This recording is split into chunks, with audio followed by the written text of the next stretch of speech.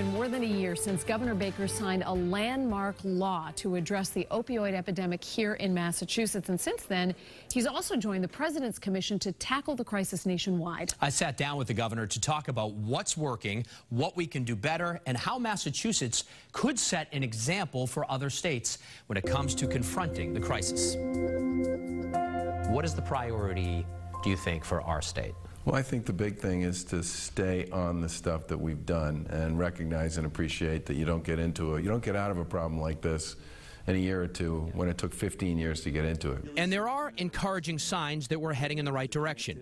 Overdose deaths dropped 5% in the first half of 2017 compared to last year. Which is the first time we've gone down year over year in 15 years. But we still have miles and miles to go. I also think this whole approach to getting a lot more aggressive about dealing with street drugs, and especially with fentanyl and carfentanil and some of these really deadly compounds that have worked their way into the market, has to be a big part of our approach at this point going forward too. Carfentanil, for example, is not illegal to sell in Massachusetts. Really? Yes, because the only things that are illegal are the things we actually pass laws that specifically identify, which is a mistake, which is why we filed legislation to have Massachusetts adopt the National Drug Register so that as these compounds become known and available, they automatically become illegal in Massachusetts. What do you think's working well so far? Well, we've certainly seen a big reduction in prescribing of opioids, and we've seen a ton of uptake in the use of the new improved prescription monitoring program. That uptick is because doctors are now required under the new law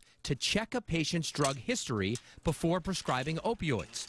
And the number of prescriptions has fallen by 28% since 2015. You wanted the president to declare national emergency.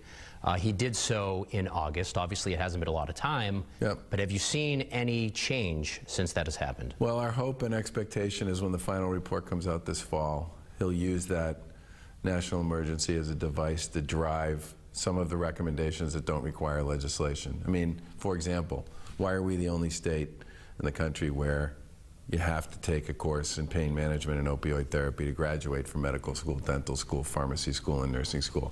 That's the sort of thing the federal government could make a requirement for everybody. Do you think the president is sincere that this is a top priority for him?